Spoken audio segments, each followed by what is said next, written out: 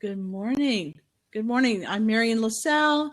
This is Tracy Haynes and Russ Johns, and this is the Business Transformation Show with T. Allen Haynes. Yay! Yay! Awesome. Yay! Awesome. Thank you.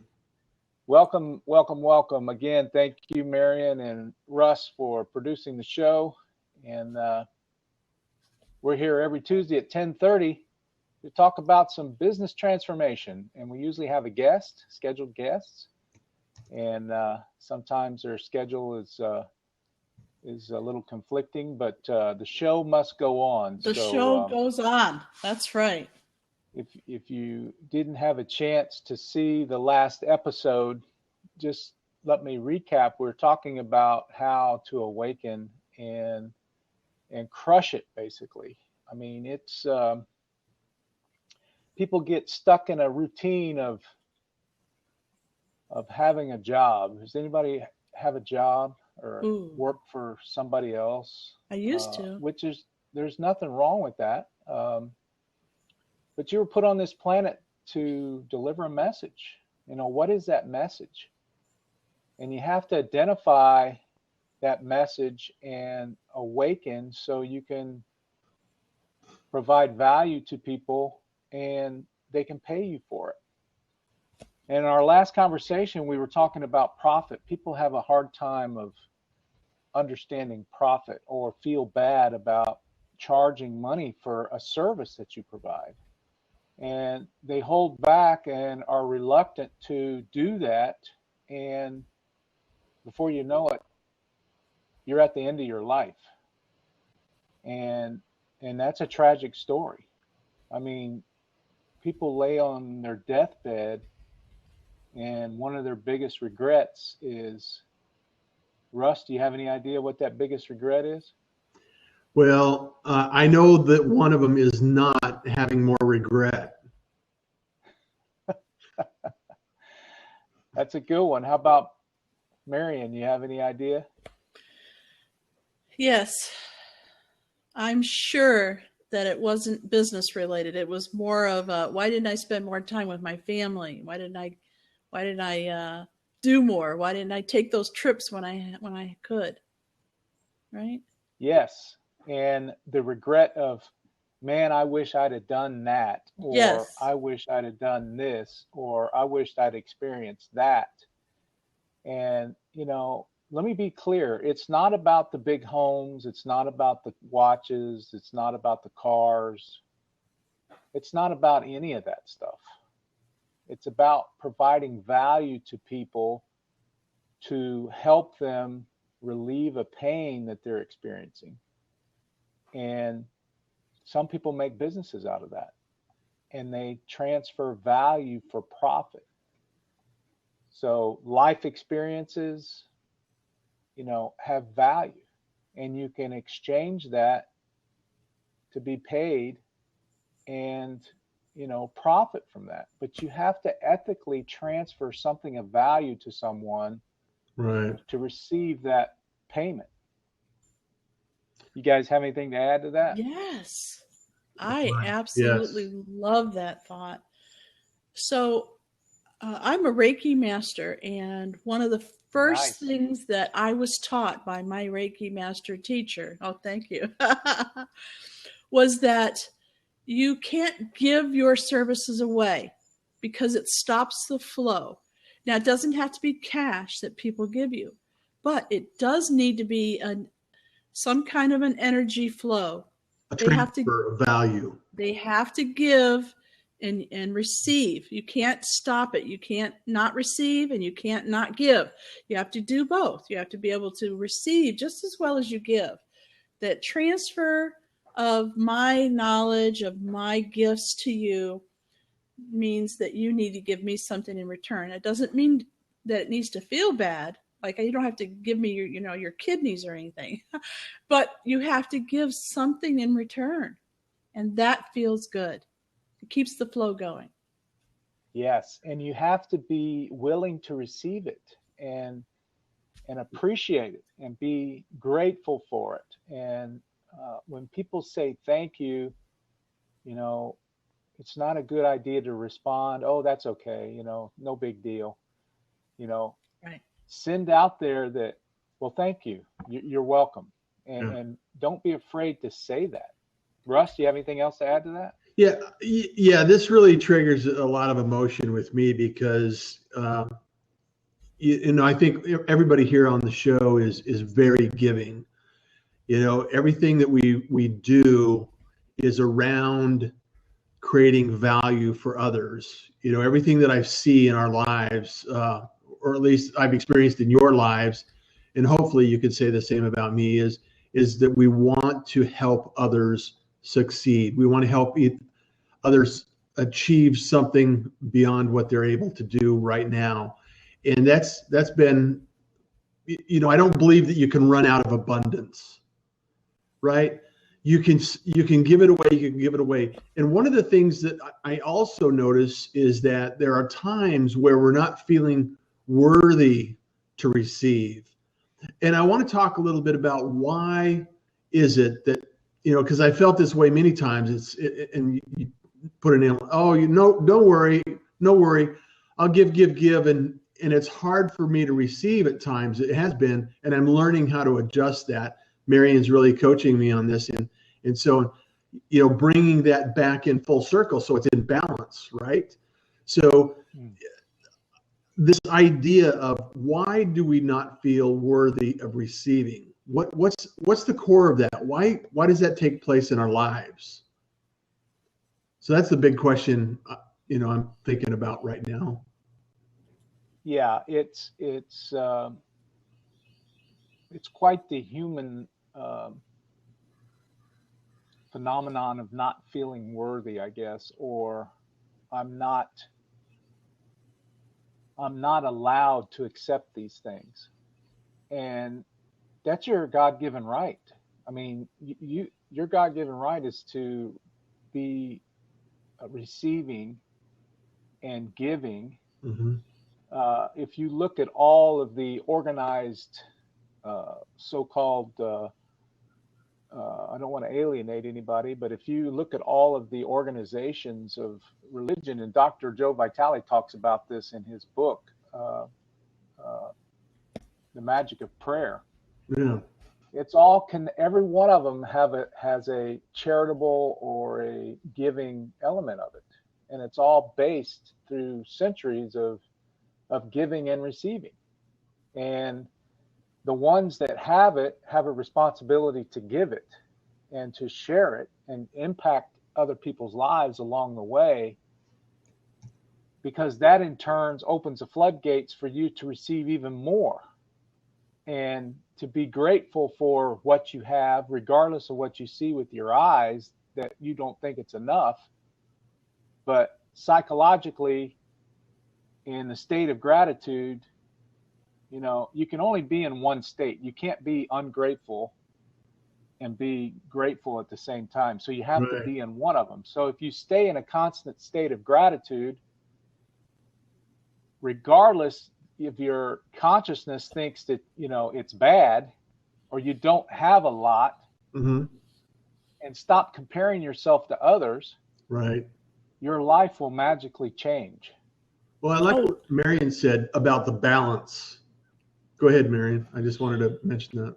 Well, I'm curious about what you guys think about this, because I have so many different things that have happened to not just me, but to friends. Like right now, I've got friends in Houston that are out of a home because they've been flooded, and so your natural human reaction, I think, for most people is, oh, woe is me, what a bummer. This is terrible. But if we could train ourselves to say, wow, what good's going to come out of this? How can I feel better about this? And just think of the possibility. Stay in the question instead of, what a bummer. I'm flooded out of my house, or whatever's happening to you at the time. What good could come of this? Wouldn't our life be better? It's, look at it as I'm alive. Look at it as I'm grateful that I have friends that are reaching out to me. And it's very hard or very challenging when you see with your eyes the destruction, and you're in the middle of it, and to keep a positive outlook instead of focusing, oh my gosh, poor me, poor possessions. Well, you can always get possessions. You can always get stuff. But turn yourself in the moment to help others that are in the same challenge with you, and your whole perspective changes. Now it's not so bad. Now it's, wow, this person's probably worse off than me. I'm lucky that I'm walking around. I'm able to help people. I'm able to recover at some point, and it's going to change. And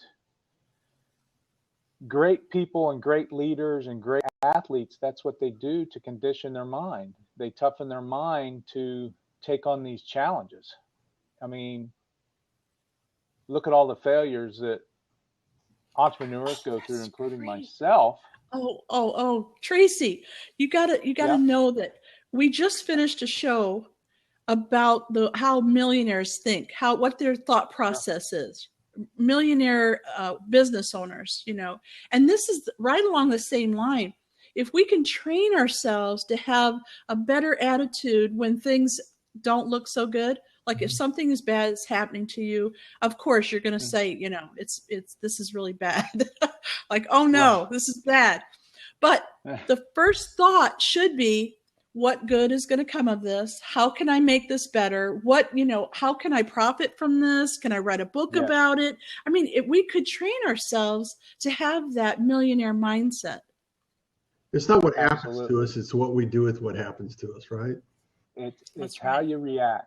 It's all in how you react. There you go. We all get the same stuff thrown at us. And the difference is the people that react to it or learn how to react to it, to just what Marion just said, how there's always gold in adversity. There's always opportunity in adversity. And if you can back up and train yourself to think that way, your world is your oyster. I mean, it's you can do great things. Okay, so let me ask you then, if your tendency as a human being is to react and think negative thoughts, how would you go about training yourself for that millionaire mind, for that transformation? For the transformation. You reverse the issues. You reverse the challenges. You do the opposite of it. Well, I don't have this, but think of it as I do have this, and I'm grateful to have it. So you just reverse the bad part of it, turn it around into something of the opposite. If you're always thinking that I don't have this, thinking about and feel the way that you would feel if you had it, and experience the emotion and attach the emotion to it and reverse it. And then your body automatically responds to that. You know what I heard the other day that I thought was brilliant, and I'm using it, and Marion, I don't know if you've noticed this or yet, is, okay, the word yet has a lot of power. I have seen you do that. Right? You'll say something almost negative and you'll say, yet. I don't have it yet. I don't That's have it right. yet. I have noticed that. However, we're working towards that. It's not, I don't try, I'm doing it. It's an action. Yeah. Right? Yeah. There's no try. There's no try. I mean, we're doing it. It may take us longer than we think it should, or it may take us a different path than what we first anticipated. The reality as a business owner, and this is what Ted was talking about in the wealth mindset, is we don't look at a roadblock as being a roadblock and saying, oh, I'm going to go home now. We look at it as, okay, how can I position myself to either go around it, through it, under it, over it, avoid this? What am I going to do to respond to this? And I'm not on the other side yet. I'm moving there, I'm going there, I will be there. And it just hasn't happened yet. Yet. You know? I like That's that. right. I really do like that, Russ.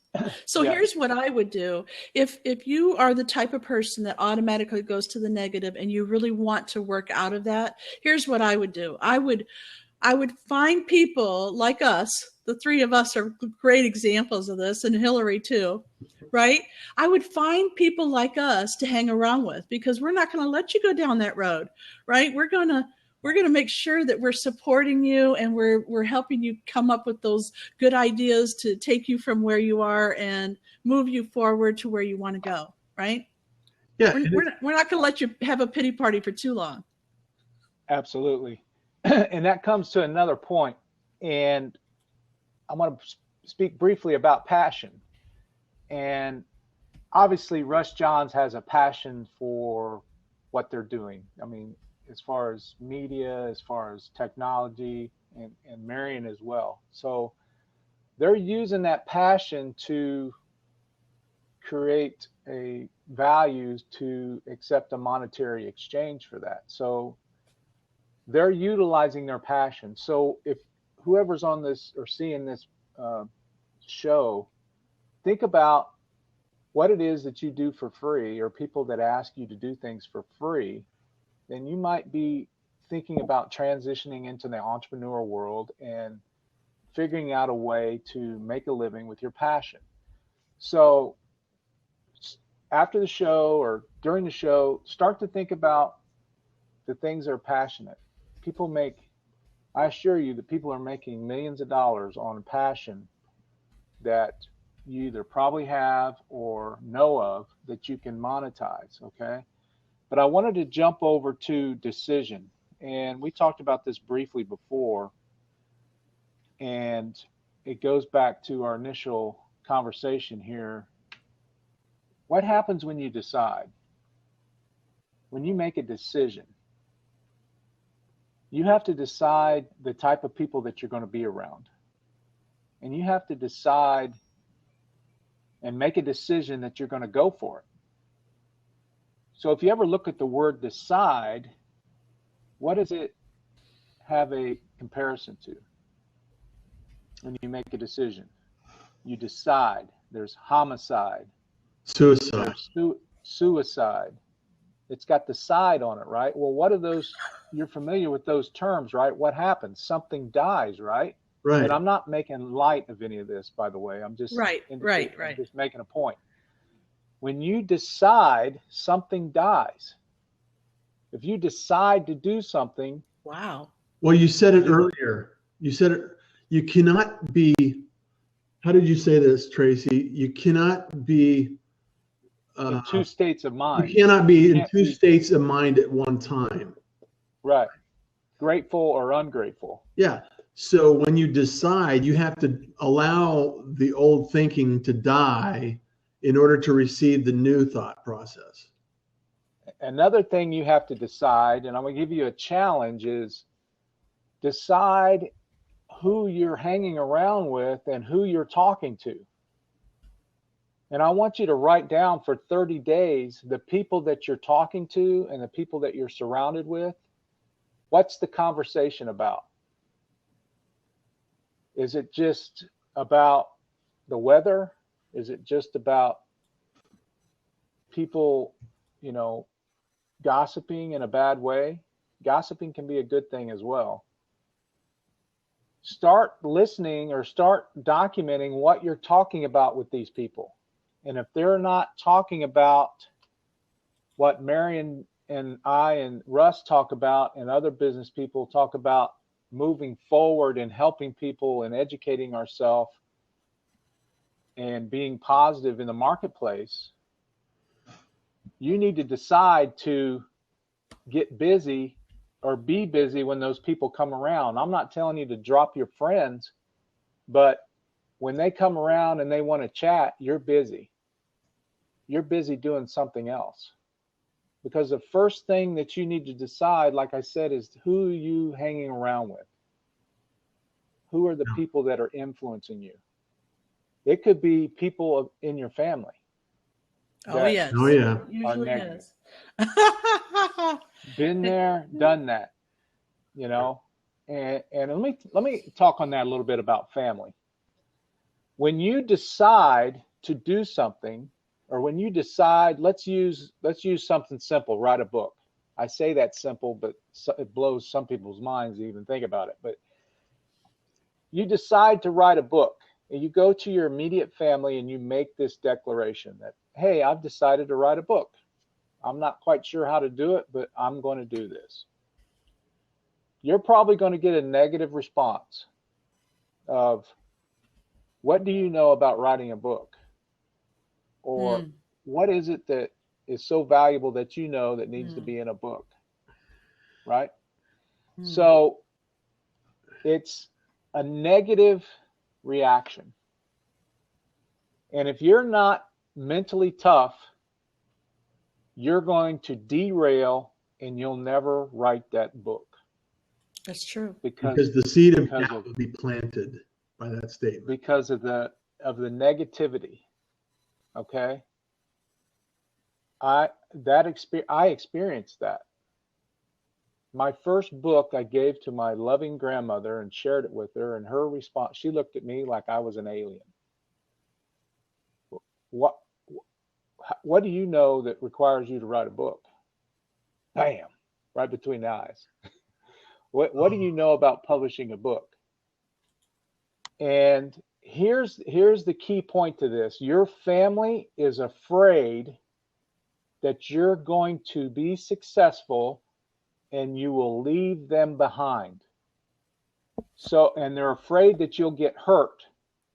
So their automatic reaction is to protect you. Right. And keep you close. Okay? Well, ships weren't made to be, stay in port. Right. Ships were made to leave port.